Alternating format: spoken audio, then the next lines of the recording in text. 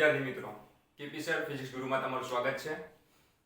તો આપણે આગળ જોઈ ગયા એ પ્રમાણે કે જે મેં પીડીએફ ની વાત કરી હતી કે હું નીચે લિંકમાં પીડીએફ મૂકીશ, તો લાસ્ટ લેક્ચરની અંદર મેં નીચે પીડીએફ મૂકેલી છે. હવે અમુક સ્ટુડન્ટના એવા કમેન્ટ્સ આવે છે કે એ સાહેબ પીડીએફ જે છે ખુલતી નથી. તો પીડીએફ ખોલવા માટે સૌપ્રથમ તમારે તમારા મોબાઈલની અંદર પીડીએફ વ્યુઅર ડાઉનલોડ કરવું પડશે અથવા તો વર્ડ ઓફિસ ડાઉનલોડ કરવું પડશે.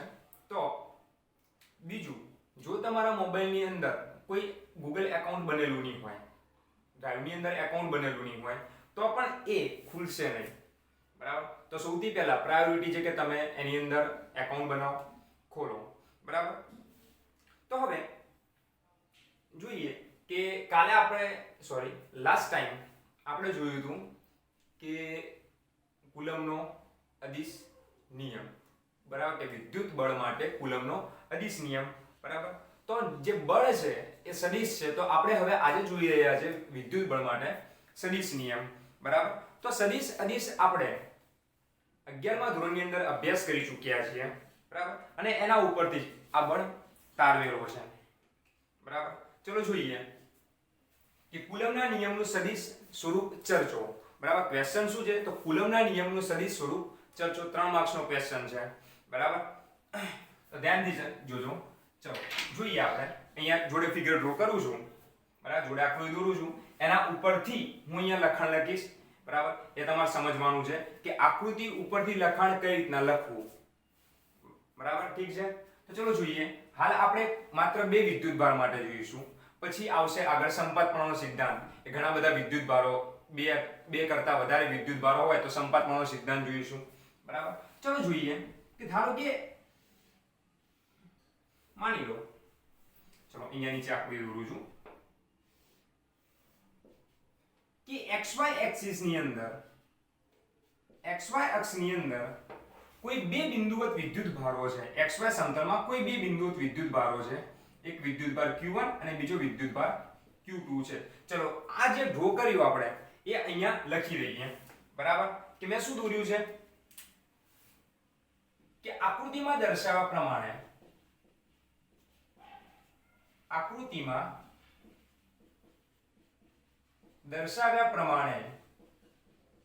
શું કર્યું છે મેં? તો આકૃતિમાં દર્શાવ્યા પ્રમાણે x અને y સમતલમાં કોઈ 2 બિંદુવત વિદ્યુત ભારો છે. xy સમતલમાં 2 બિંદુવત વિદ્યુત ભારો q1 અને q2 છે. બરાબર. કે 2 વિદ્યુત ભારો છે q1 અને q2. હવે આ ઉગમ બિંદુની સાપેક્ષે q1 અને ઉગમ બિંદુની સાપેક્ષે q2 નું સ્થાન સદિશ કેટલું અંતર છે બંને વચ્ચે ઉગમ બિંદુની સાપેક્ષે? તો આનું જોઈએ તો r1 અને આની વાત કરીએ તો r2. બરાબર. તો એ પણ આપણે અહીંયા લખી દઈશું. તેમના સ્થાન સદિશ અનુક્રમે કયા છે? તો q1 નો છે r1 અને q2 નો કેટલો થશે? તો r2 છે. બરાબર. તો ફિગર ઉપરથી, આકૃતિ ઉપરથી આપણે શું જોયું કે આકૃતિ ઉપરથી એક મુદ્દો અહીંયા આપણે બનાવ્યો. હવે આપણે શું કીધું છે કે કુલમના નિયમનો ઉપયોગ કરવાનો છે, કે કુલમનો નિયમ અહીંયા સાબિત કરવાનો છે સદિશ સ્વરૂપે. તો હવે માની લો કે આ q1 ને મેં પકડી રાખ્યો છે. બરાબર. q2 ને મેં પકડી રાખ્યો છે અને q1 ને આપણે છોડ દીધો. ત્યાં લાઈન r1 સ્થાને લાઈન છોડ દઈએ છીએ. બરાબર. તો q2 ને હું પકડી રાખું છું અને q1 ને r1 સ્થાને લાઈન હું છોડી દઉં છું. હવે ધારી લો કે બંને કેવા છે? તો સજાતીય વિદ્યુત ભાર છે. બંને ક્યાં તો ઋણ છે, ક્યાં તો બંને ધન છે. તો બંને વચ્ચે કયું બળ લાગશે? તો બંને વચ્ચે લાગશે અપાકર્ષી બળ. તો હવે હું આને પકડી દઉં છું, તો એનો મતલબ કે આની ઉપર કઈ બાજુ બળ લગાડે છે? તો આ બાજુ બળ લગાડશે. બરાબર. તો આ બળની વાત કરીએ તો આ બળ કયું બળ કહીશું? આ બળને આપણે શું કહીએ છીએ? તો બીજાએ પહેલા ઉપર લગાવેલું બળ એટલે આપણે એને બોલશું F12, બરાબર, કે બીજાએ પહેલા ઉપર લગાવેલું બળ, બીજા વિદ્યુત ભારે પ્રથમ વિદ્યુત ભાર પર લગાવેલું બળ, બરાબર. તો ચલો આપણે એ જ અહીંયા લખવાનું છે, બરાબર. તો શું આવશે કે Q2 વિદ્યુત ભારે Q1 વિદ્યુત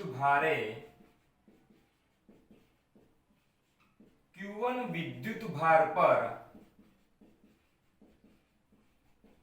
લગાવેલું વિદ્યુત બળ કેટલું? તો Q2 વિદ્યુત ભારે Q1 વિદ્યુત ભાર પર લગાવેલું બળ આપણે શું નામ આપ્યું આને F12, બરાબર, કે Q1 વિદ્યુત ભારે Q2 વિદ્યુત ભાર પર લગાવેલું બળ F12. તો F12 કેટલું થશે, બરાબર, કે F12 થશે શું હશે, શું સૂત્ર હતું, F બરાબર કે Q1 Q2 ભાગ્યા R નો વર્ગ, આ સૂત્ર હતું. તો બસ એ સૂત્ર આપણે અહીંયા લખીએ, પણ અહીંયા સદિશ નિયમ છે, તો K Q1 Q2 ભાગ્યા R12. તો R12 શું છે, તો R12 એટલે કે Q1 અને Q2 વચ્ચેનું અંતરનું મૂલ્ય. તો આપણે મૂકીએ કે R12 નું મૂલ્ય અને એનો વર્ગ. હવે આપણે દિશા દર્શાવવાની છે, કઈ બાજુથી કઈ બાજુ આ બળ લાગે છે. તો એના દિશા માટે આપણે એને શું બોલીએ છીએ, એકમ સદિશ મૂકી દઈએ છીએ, બરાબર, કે R12 શું છે, તો R12 છે એ F12 નો એકમ સદિશ દિશામાંનો ઘટક છે. તો R12 બરાબર શું, તો આપણે 11મા ધોરણની અંદર ચોથા પાઠની અંદર ભણી ગયા છીએ, બરાબર, કે એકમ સદિશ ને કઈ રીતના લખવામાં આવે. તો એકમ સદિશને લખવામાં આવે એનું સદિશ ભાગ્યા સદિશનું મૂલ્ય. તો આ કિંમત હું અહીંયા મૂકું છું, તો માટે મારું સૂત્ર છે કે F12 બરાબર કે Q1 Q2 ભાગ્યા R12 ના મૂલ્યનો વર્ગ ગુણ્યા R12 સદિશ ભાગ્યા R12 નું મૂલ્ય. હવે આ મૂલ્ય અને આ મૂલ્યનો વર્ગ, તો વર્ગ અને બીજું એક મૂલ્યનો ગુણાકાર કરીએ તો આપણો જવાબ થશે કે K Q1 Q2 ભાગ્યા R12 ના મૂલ્યનો ઘન ગુણ્યા R12 સદિશ. ઓકે,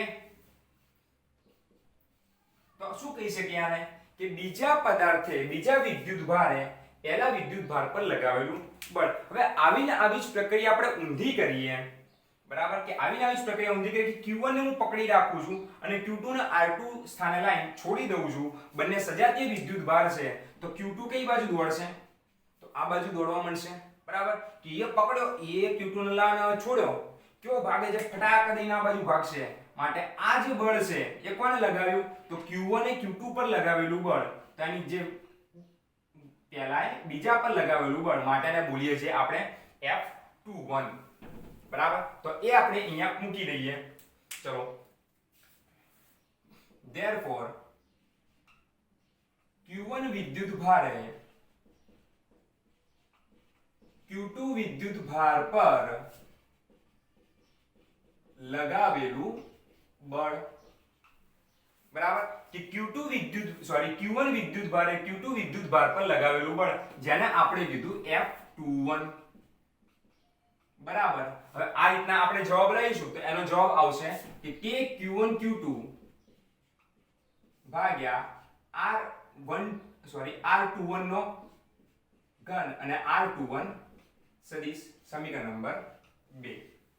ચલો હવે આપણે જોઈએ કે R12 અને R21 એને આપણે શું કહીએ છીએ, બરાબર. તો ચલો R12 અને R21 છે એને આપણે શું બોલીશું, તો R12 એટલે કે R1 માઈનસ R2 અને R21 બરાબર R2 માઈનસ R1 થશે. જ્યારે એનું જે મૂલ્ય છે, હવે તમે વિચારો કે મારાથી તમારા વચ્ચેનું અંતર એટલે કે તમારા મોબાઈલથી તમારા વચ્ચેનું અંતર અને તમારાથી તમારા મોબાઈલ વચ્ચેનું અંતર શું બંને સરખું હશે, તો હા સરખું હશે. તેનો મતલબ કે Q1 થી Q2 વચ્ચેનું અંતર અને Q2 થી Q1 વચ્ચેનું અંતર બંને કેવું રહેશે, સરખું રહેશે. એનો મતલબ એમ કે R12 નું મૂલ્ય અને R21 નું મૂલ્ય બંને કેવું રહેશે સરખું રહેશે તો આપણે એને R કહી દઈએ બરાબર આપણે એને R કહીએ તો આ સૂત્ર જે સમીકરણ નંબર 1 આપ્યું છે એ કેવું મારું બનશે કે સમીકરણ નંબર 1 બનશે મારું કે F12 બરાબર કે Q1 Q2 ભાગ્યા R નો ઘન ઇન્ટુ R1 માઈનસ R2 એ સમીકરણ નંબર 2 કંઈક આવું બનશે સોરી સમીકરણ નંબર 1 કંઈક આવું બનશે તો આપણે સમીકરણ નંબર A આપીએ ઠીક છે ચલો હવે એના પછી એવું ને એવું સમીકરણ નંબર 2 શું બનશે તો આપણું જે સમીકરણ નંબર 2 છે એ કંઈક આવું બનશે કે F21 બરાબર કે Q1 Q2 ભાગ્યા R નો ઘન ગુણ્યા R2 માઈનસ R1 ઠીક છે જોઈ લો કે આપણે R12 ની કિંમત અહીંયા મૂકી સોરી R12 ની કિંમત અહીંયા મૂકી સદિશની અને R21 સદિશની કિંમત આપણે અહીંયા મૂકી સેમ ટુ સેમ કે બંને વચ્ચેનું જે અંતર છે R12 અને R21 નું જે મૂલ્ય છે એ બંને સમાન છે આપણે એને R કીધું તો અહીંયા R21 નો ઘન હતો તો R નો ઘન અહીંયા આવશે સેમ ટુ સેમ અહીંયા R12 નો ઘન હતો તો અહીંયા R નો ઘન મૂક્યો ચલો હવે જોઈએ આપણે કે ચલો આને હું માઈનસ વડે ગુણ નાખું બંને બાજુ કે માઈનસ F21 છે બરાબર આને માઈનસ વડે ગુણ તો એ માઈનસ હું અહીંયા અંદર ગુણ નાખું તો R2 માઈનસ થઈ જશે અને R12 થઈ જશે પ્લસ તો આપણે એ કરીએ કે Q1 Q2 ભાગ્યા R નો ઘન ગુણ્યા R1 થઈ ગયું પ્લસ અને R2 થઈ ગયું માઈનસ અરે રે આ તો સમીકરણ નંબર A જેવું છે જોઈ લો સમીકરણ નંબર સેમ ટુ સેમ એ જેવું લાગે છે એ જ છે ભાઈ સમીકરણ નંબર 1 છે સોરી A છે એ સમીકરણ નંબર A અનિતા અને સમીકરણ નંબર B આ બબીતા ઓકે અનિતા અને બબીતા તો આ જે અનિતા સમીકરણ નંબર અનિતા છે એના જેવું જ આ સમીકરણ બને છે તો એની જગ્યાએ હું F12 લખી શકું સદિશ F12 માટે -F21 બરાબર +F12 અરે એનો મતલબ એમ કે Q2 એ Q1 ઉપર જે બળ લગાડે છે એટલું જ Q1 એ Q2 પર બળ લગાડે છે પણ માઈનસ શું દર્શાવે છે તો માઈનસ દર્શાવે છે એની દિશા કે બંને બળો સમાન પરંતુ વિરુદ્ધ દિશામાં લાગે છે હવે આપણે લાસ્ટ વિડિયોમાં એક એક્ઝામ્પલ જોયો હતો કે A ગોળો અને B ગોળો અથવા તો કોપરનો ગોળો હતો લગભગ ઉદાહરણ નંબર 2 હતું મારા ખ્યાલથી તો એ ઉદાહરણ નંબર 2 ની અંદર એવું લખેલું હતું કે પહેલો ગોળો બીજા ગોળા ઉપર કેટલું બળ લગાડશે અને બીજો ગોળો પહેલા ગોળા ઉપર કેટલું બળ લગાડશે તો આપણે કહ્યું હતું કે બંને જે ગોળા છે એ એકબીજા ઉપર સમાન બળ લગાડે છે જે અહીંયા સાબિત થયું કે બંને ગોળા સરખું બળ લગાડે છે એટલે એનો મતલબ એમ કે બંનેનું મૂલ્ય કેવું રહેશે તો સરખું રહેશે F21 નું મૂલ્ય અને F12 નું મૂલ્ય બંને કેવું રહેશે સમાન રહેશે ઠીક છે તો આ છે કુલમનો સદિશ સંબંધ બરાબર તો હવે આપણે અહીંયા જે વાત કરી કે બંને બળ કેવા લાગે છે સરખા લાગે છે બંને બળ વિરુદ્ધ દિશામાં લાગે છે હવે ધારો કે જો આવું મેં કીધું હોત કે આ તો બંને કેવા વિદ્યુત ભારો સજાતીય વિદ્યુત ભારો એટલે અપાકર્ષી બળ લાગે જો વિજાતીય વિદ્યુત ભારો હોત તો આપણે શું કરી શકીએ જો વિજાતીય વિદ્યુત ભારો હોત તો આ જે બળ છે એ બળની દિશા શું થઈ જાત ઉલટાઈ જાત જોઈ લઈએ આપણે બળની દિશા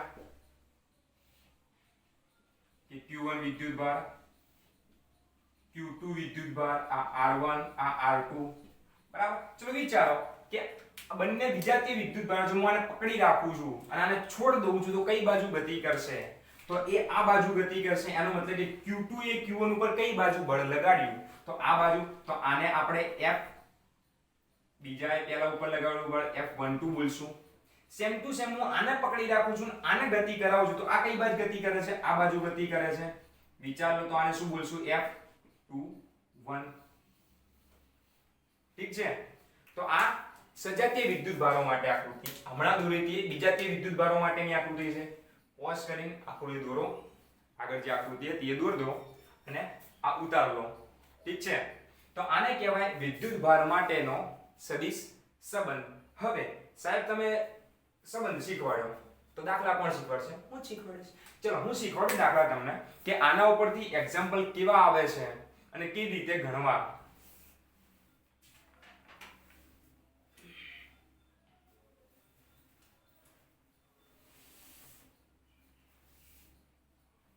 ઠીક છે, ઉતારી લીધું? ઉતાર્યું? યો ઉતારી દીધું અમે સાહેબ, હવે ઉતારી દીધું. ચલો ચલો ચલો, ઉતારી દીધું. અનિતા પૂછાઈ ગઈ, બબીતા પૂછાઈ ગઈ, અનિતા અને બબીતા બંને પૂછાઈ ગઈ. ચલો ચલો ચલો, એ હેરો હેરો છોકરા હેરો, ફટાફટ હેરો હેરો. ચલો હવે આગળની વાત કરીએ આપણે. આ જે સૂત્ર આપણે જોયું એના ઉપરથી આપણે એક્ઝામ્પલ ગણીએ, પણ એની પહેલા એના પછી જે ઉદાહરણ આવે છે, ઉદાહરણ નંબર પેલા ગણી લઈએ કે ઉદાહરણ નંબર 14. બરાબર, આગળ બીજું ત્રીજું ઉદાહરણ ગણેલું છે આપણે. ઉદાહરણ નંબર 4. ઉદાહરણ નંબર 4 શું કહે છે કે બે બિંદુવત વિદ્યુત ભારો છે. હા, પણ વિદ્યુત ભારો કયા છે? તો એક આપેલો છે ઇલેક્ટ્રોન અને એક આપેલો છે પ્રોટોન. બરાબર, કે બે વિદ્યુત ભારો આપણને આપેલા છે, એક આપેલો છે ઇલેક્ટ્રોન અને બીજો આપેલો છે પ્રોટોન. તો હવે ઇલેક્ટ્રોનનું દળ કેટલું છે? તો આપણને ખબર છે કે 9.11 × 10 -31 કિલોગ્રામ, અને પ્રોટોનનું દળ છે 1.67 × 10 - 27 કિલોગ્રામ. અને બંનેનો વિદ્યુત ભાર કેટલો છે? તો ±1.6 × 10 - 19 કુલમ. બરાબર, તો એક પ્રોટોન છે અને એક ઇલેક્ટ્રોન છે. બરાબર, એક પ્રોટોન અને એક ઇલેક્ટ્રોન છે. બંનેને અહીંયા ચાલો માન લો, ધારો કે એક પ્રોટોન છે અને એક ઇલેક્ટ્રોન છે. અહીંયા આ બંનેને મેં r અંતરે મૂક્યા. બરાબર, તો બંને પાસે દળ છે અને બંને પાસે વિદ્યુત ભારનો ગુણધર્મ છે કે બંને વિદ્યુત ભાર છે. બરાબર, તો વિદ્યુત ભાર છે તો વિદ્યુત બળ લાગશે, બંને પાસે દળ છે તો ગુરુત્વાકર્ષી બળ લાગશે. હવે કીધું શું કે ગુરુત્વાકર્ષી બળ અને વિદ્યુત બળ, બરાબર, અથવા તો વિદ્યુત બળ અને ગુરુત્વાકર્ષી બળ બંનેનો ગુણોત્તર તમે મેળવો. ચલો તો આપણે જોઈએ કે વિદ્યુત બળનું સૂત્ર શું થશે કે પ્રોટોન અને ઇલેક્ટ્રોન માટે વિદ્યુત બળનું સૂત્ર શું થશે કે વિદ્યુત બળ માટે આપણે Fe લખીએ. બરાબર, કે અહીંયા શું કીધું છે? ડાયરેક્ટ બળ શોધવાનું છે, બે વિદ્યુત ભારોનું બળ શોધવાનું છે. તો આપણે અદિશ નિયમ લાગુ પાડીએ કે બરાબર, તો K Q1 બરાબર શું? તો પ્રોટોન, એનો વિદ્યુત ભાર E, ઇલેક્ટ્રોન માટે વિદ્યુત ભાર E ભાગ્યા બંને વચ્ચેનું અંતર r નો વર્ગ. ચલો, આ થયું પ્રોટોન અને ઇલેક્ટ્રોનનું વિદ્યુત બળ. બીજું શું કીધું? તો ગુરુત્વાકર્ષી બળ. ચલો જોઈએ તો ગુરુત્વાકર્ષી બળ Fg બરાબર સ્મોલ g લખીએ. ચલો, Fg બરાબર શું હશે? તો g પ્રોટોનનું દળ ઇલેક્ટ્રોનનું દળ ભાગ્યા બંને વચ્ચેના અંતરનો વર્ગ. સમીકરણ નંબર 2. હવે આપણે આ બંનેનો ગુણોત્તર લેવાનો છે. ઠીક છે, બંનેનો ગુણોત્તર. તો સમીકરણ નંબર 1 અને 2 નો ગુણોત્તર લઈએ આપણે, એટલે કે Fe ભાગ્યા Fm કરીએ, સોરી Fg કરીએ તો r2 ઉડીએ છે, વધશે શું? તો Ke ગુણ્યા E2 ભાગ્યા GMPME. અરે આ તો ક્યાંક આવી ગયું છે, ક્યાંક આવી ગયું છે. લાસ્ટ વિડિયોમાં જુઓ, આ આવી ગયું છે સ્વાધ્યાયનો દાખલા નંબર 3. તો આનું મૂલ્ય શોધવાનું કીધું. બસ સ્વાધ્યાયના દાખલા નંબર 3 માં આપણે આનું મૂલ્ય શોધેલું છે. બરાબર, ચલો તો પણ આને પોઝ કરીને તમે આની કિંમતો મૂકો કે K બરાબર 9 × 10 - 9 ન્યૂટન મીટર સ્ક્વેર પર કુલમ સ્ક્વેર, E ની કિંમત 1.6 × 10 - 19 G ની કિંમત 6.67 × 10 માસ ઓફ પ્રોટોન અને માસ ઓફ ઇલેક્ટ્રોન ની કિંમત આપેલી છે. તમે કિંમત મૂકો તો તમારો જવાબ આવશે કંઈક આવશે 2.29 × 10 - 39 એકમ નહીં આવે. કેમ એકમ નહીં આવે? એનું કારણ છે કે આ પણ આનો એકમ ન્યૂટન, આનો એકમ ન્યૂટન કેન્સલ થશે તો પરિમાણ રહિત છે. આપણે કાલે પણ જોયું હતું. ઠીક છે, તો આ થયું. ચલો, આને આપણે A નામ આપીએ. હવે એમાં બીજો દાખલો છે કે ધારો કે આવું આપણે ના કરીએ કે બે એક ઇલેક્ટ્રોન ને એક પ્રોટોન ના લઈએ, એની જગ્યાએ બંને પ્રોટોન લઈએ. ચલો, બંને જગ્યાએ શું લઈએ છીએ? હવે પ્રોટોન. તો બંને જગ્યાએ પ્રોટોન લઈએ તો હવે જે બળ લાગશે એ કેવું લાગશે? તો સૂત્ર તો કંઈક આવા જ રહેશે, એમાં કોઈ ફરક નહીં પડે. ખાલી માસ ઓફ ઇલેક્ટ્રોન ની જગ્યાએ માસ ઓફ પ્રોટોન આવશે. તો ચલો જોઈએ કે Fe બરાબર Ke² ભાગ્યા r². ચલો આને અનિતા આપીએ. ઠીક છે, બીજો છે Fg બરાબર જી એમપી ગુણ્યા એમપી, એમપી નો સ્ક્વેર ભાગ્યા આર સ્ક્વેર બબીતા. ચલો અનિતા બબીતાનો ભાગાકાર કરો તો અનિતા બબીતાનો ભાગાકાર થશે એફઈ ભાગ્યા એફજી. શું થશે તો કે સ્ક્વેર ભાગ્યા જી એમપી નો સ્ક્વેર. બરાબર. હવે આની કિંમત તમારે જાતે ગણવાની છે. ફટાફટ જાતે ગણો કિંમત. કેલ્ક્યુલેટર ફટાફટ જોડે લઈને બેસો. કિંમત જાતે ગણો. કે ની કિંમત, જી ની કિંમત, એમપી ની કિંમત ને ઈ ની કિંમત.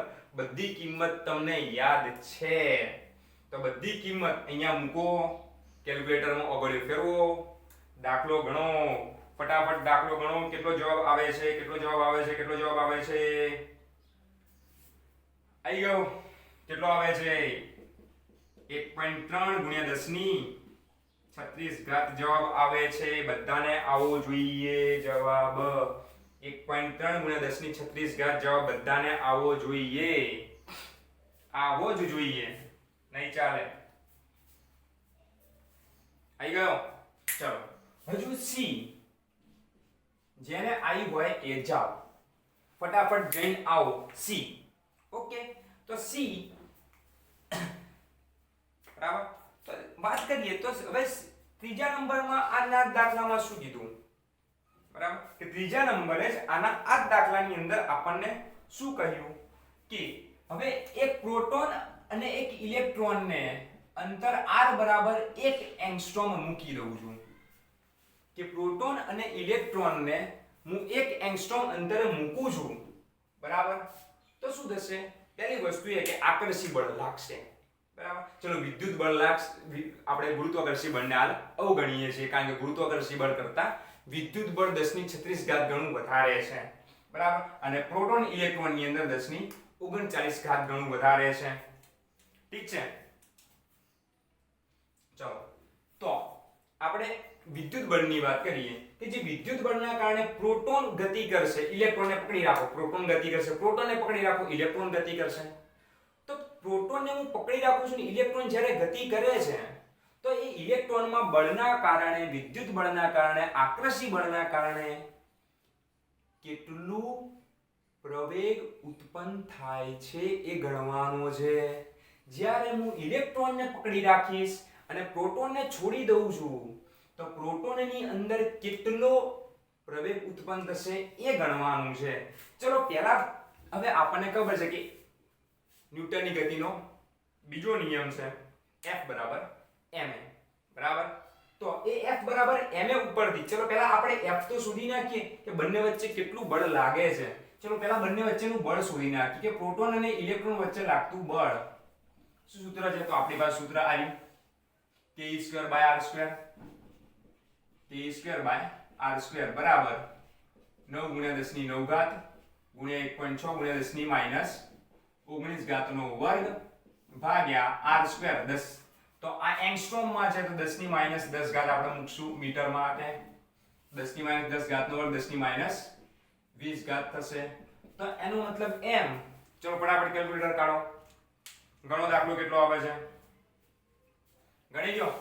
ઓકે ચલો કેટલો જવાબ આવશે 2.3 ગુણ્યા 10 ની -8 ઘાત ન્યૂટન. હવે અહીંયા ન્યૂટન મૂકવું પડશે. કેમ? કારણ કે આપણે બળ ગણ્યું છે, બળનો ગુણોત્તર ગણ્યો નથી બરાબર. તો આપણો જવાબ કંઈક આવ્યો 2.3 ગુણ્યા 10 ની -8 ઘાત ન્યૂટન. તો હવે આ જે બળ આવી ગયું કે બંનેનું બળ આવી ગયું, હવે આપણે બંનેનો શું શોધવાનો છે? પ્રવેગ. ચલો તો પહેલા ગોતીએ કે ઇલેક્ટ્રોનમાં ઉદ્ભવતો પ્રવેગ. ઇલેક્ટ્રોનમાં ઉદ્ભવતો પ્રવેગ. તો એના માટે આપણે મૂકશું કે Fe બરાબર me * ae. ઇલેક્ટ્રોન માટે આપણે e લખીશું કે Fe બરાબર me * ae. ચલો આપણે શું ખબર છે? તો Fe હા ખબર છે.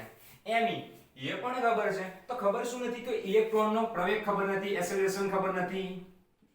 તો Fe/me કિંમત મૂકો. કેટલો જવાબ આવે છે ફટાફટ ગણો. Fe ની કિંમત આપણે અહીંયા મૂકેલી છે, me ની કિંમત આપણને ખબર છે. ફટાફટ કેલ્ક્યુલેટર કાઢો. જવાબ કેટલો આવે છે ફટાફટ ગણો. ફટાફટ ગણો. કેટલો આવે છે 1.5. ઓહો 1.4. 1.4 ગુણ્યા 10 ની 19 ઘાત એકમ શું થશે ભાઈ મીટર પ્રતિ second square metre second raise to minus 2 ઘાત. હવે પ્રોટોનમાં ઉદ્ભવતો પ્રવેગ ગોતવો છે. પ્રોટોનમાં ઉદ્ભવતો પ્રવેગ ગોતવો છે. ઓહો આવું નથી આવતો. કેટલો આવે છે? કેટલો? 2.5. ઠીક છે. ગુણ્યા 10 ની 22 ઘાત મીટર પ્રતિ સેકન્ડ નો સ્ક્વેર. Okay okay. તો સેમ ટુ સેમ પ્રોટોનમાં ઉદ્ભવતો પ્રવેગ, પ્રોટોનમાં ઉદ્ભવતો પ્રવેગ શોધવો છે તો મારે સૂત્ર આવું આવું જ મૂકવું પડશે. પણ હા બધી રાશિ જે છે એ પ્રોટોન માટે મૂકવી પડશે. માટે AP બરાબર expression for proton is equal to Fe by Mt. કેટલો જવાબ આવે છે ફટાફટ ગણી તો જાતે. હમણાં ભૂલથી લખી પણ દીધો તો 1.4 ગુણ્યા 10 ની 19 ઘાત મીટર પ્રતિ સેકન્ડ સ્ક્વેર. ઓકે જોઈ લો આ છે ઉદાહરણ નંબર 4. બરાબર. તો બે પ્રોટોન વચ્ચે લાગતું જે બળ છે બળનો ગુણોત્તર લીધો, બે ઇલેક્ટ્રોન વચ્ચે લાગતા બળનો ગુણોત્તર લીધો. એ આપણે ગયા લેક્ચર ની અંદર લાસ્ટ વિડિયો લેક્ચર ની અંદર આપણે જોઈ ગયા હતા. a² me જેનો જવાબ આવતો 2.19 10 ની 39 ઘાત. બે પ્રોટોન વચ્ચેના ગુરુત્વાકર્ષી બળને વિદ્યુત બળનો ગુણોત્તર જો 1.3 10 ની 36 ઘાત. પછી કે પ્રોટોન અને ઇલેક્ટ્રોનને 1 એંગસ્ટ્રોમ ની અંદર 1 એંગસ્ટ્રોમ અંતર મૂકીએ છીએ તો બંનેની અંદર કેટલો પ્રયોગ ઉદ્ભવ થાય છે. એકને પકડી રાખીએ બીજાને છોડી દઈએ, બીજાને પકડી રાખીએ એકને છોડી દઈએ. બરાબર. ઉંદેડા બિલાડાનો ખેલ અહીંયા રમ્યો આપણે. તો ચલો ફટાફટ ગણી ગયો, બધાને ગણી ગયો હશે. આહા હવે પૂછી નાખો. ઓકે સરજી પૂછી નાખો. સરજી પૂછી નાખશે હવે. जो रे गया वो रे गया. सरजी ने तो पूछ दिया. पूछने का ही था सरजी को, क्या करे. ठीक છે. ચલો હવે ઉદાહરણ નંબર 5 જે આપણે સંપર્કની રીત જોઈ હતી. તો સંપર્કની રીત અહીંયા ઉપયોગ થાય છે ઉદાહરણ નંબર 5 ની અંદર. બરાબર. કે ઉદાહરણ નંબર 5 માં સંપર્કની રીત શું થશે. બરાબર. શું છે પહેલા તો ઉદાહરણ જોઈ લઈએ. ઉદાહરણ નંબર 5 શું કીધું કે નાયલોનની એક દોરી. કઈ દોરી? તો નાયલોનની એક દોરી જે વિદ્યુત ભારનું વહન થવા નહીં દે. એક અવાહક દોરી છે. એની ઉપર મેં એક ગોળો લટકાવેલો છે. બરાબર. કે એની ઉપર એક ગોળો લટકાવેલો જેની ઉપર ચલો આ ગોળાનું નામ આપ્યું A. કે આ ગોળા ઉપર Q1 વિદ્યુત ભાર છે. આ ગોળા ઉપર Q1 વિદ્યુત ભાર છે. હવે એવો ને એવો જ એક બીજો ગોળો છે. બરાબર. પણ એની ઉપર કંઈક અલગ વિદ્યુત ભાર છે. ચલો B ગોળો છે એની ઉપર Q2 વિદ્યુત ભાર છે. બંને વચ્ચેનું અંતર આપ્યું છે આપણને 10 સેન્ટીમીટર. ચલો R માની લઈએ. 10 સેન્ટીમીટર અંતર છે. હવે કીધું શું કે આટલા જ પરિમાણવાળા બીજા બે ગોળા છે. અનિતા, બબીતા, ખરી. બીજી આવશે ચાંદની અને ડોલી. બીજા બે ગોળા છે ચાંદની અને ડોલી. ચાંદની અને ડોલી. બરાબર. બધે બધા હરખે હરખા ખાધે પીધે ને ઉંમર ને બધે. અનિતા, બબીતા, ચાંદની, ડોલી ચારે ચાર હરખા. પરિમાણ બધાનું સરખું. પણ આની ઉપર Q1 વિદ્યુત ભાર, આની ઉપર Q2 વિદ્યુત ભાર. C ઉપર વિદ્યુત ભાર છે 0. QC બરાબર 0 અને QD બરાબર પણ 0. કે આની પાસે વિદ્યુત ભાર છે 0. અહીંયા QA લખીને અહીંયા આપણે QB લખી દઈએ. સરળતા રહેશે દાખલો ગણવામાં. બરાબર. તો ચલો આવા વિદ્યુત ભાર આપણને આપેલા છે. હવે કીધું શું ખબર છે કે આ C ગોળાને A ગોળાને અડાડ્યો, D ગોળાને B ગોળા સાથે અડાડ્યો. ચલો આપણે અડાડીએ તો શું થશે કે વિદ્યુત ભાર બંનેની અંદર વહેંચાઈ જશે. કેટલો વહેંચાઈ જશે? તો બંનેની સરાસરી જેટલો. બરાબર. ચલો બંનેની સરાસરી જેટલો વહેંચાય. ચલો આપણે A ગોળાને C ગોળા સાથે અડાડીએ છીએ. બરાબર. સેમ ટુ સેમ D ગોળાને D બરાબર D ગોળા સાથે અડાડીએ છીએ. ચલો હવે આ આજે અનિતાએ ચાંદનીને કેટલો વિદ્યુત ભાર આપ્યો અને બબીતાએ ડોલીને કેટલો વિદ્યુત ભાર આપ્યો તો એ આપણને આવડે છે બરાબર કે અનિતા પાસે અને ચાંદની પાસે સરખો વિદ્યુત ભાર થઈ જશે કેટલો તો બંનેની સરાસરી જેટલો એટલે કે કંઈક અડધો થઈ જશે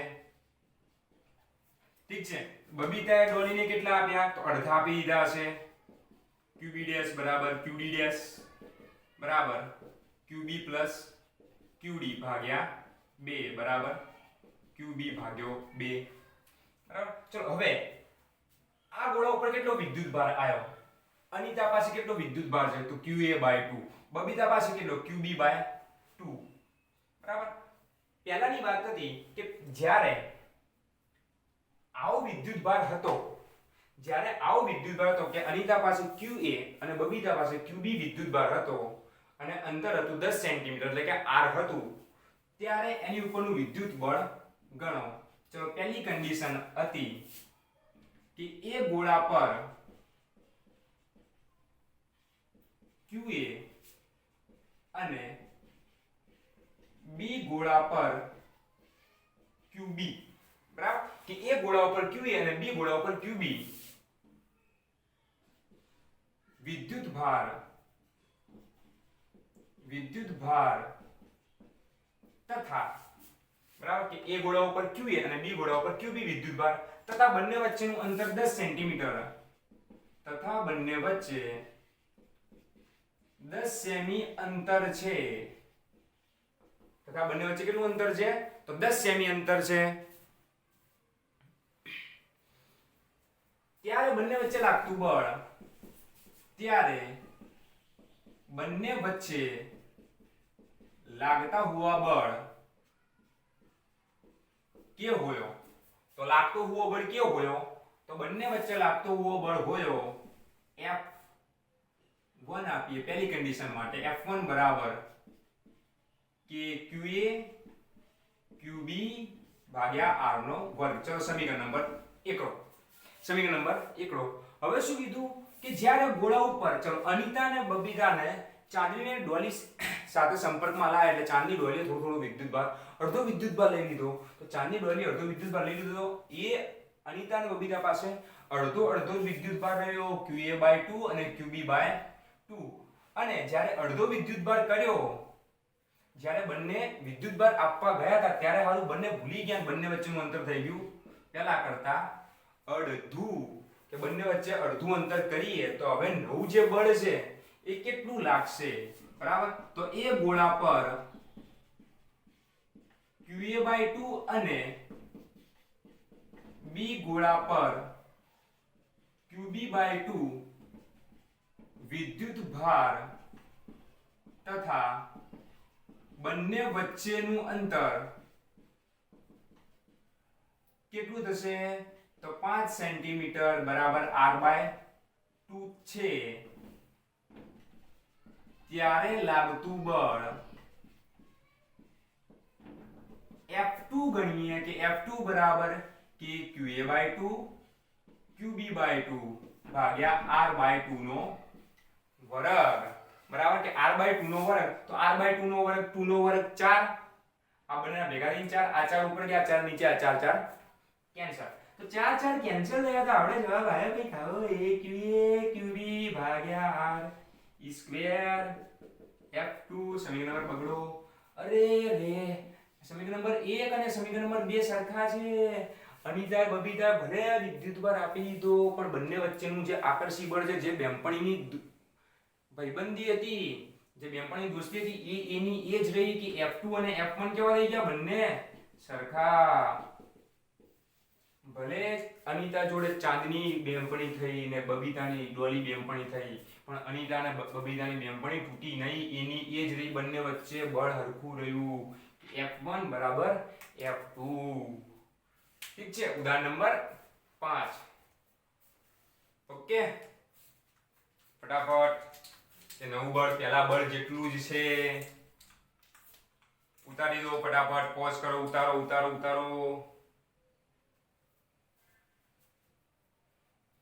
ઉતારી દીધું છે ઉતારી દીધું ઠીક છે ઠીક છે ઠીક છે ઠીક છે ઉતારી દીધું ઠીક છે ઠીક છે ઠીક છે ઓ ઓ ઠીક છે ઠીક છે ઠીક છે चलो उसके बाद क्या उसके बाद क्या उसके बाद क्या उसके बाद क्या उसके बाद क्या उधर ही दो चलो चलो चलो चलो चलो चलो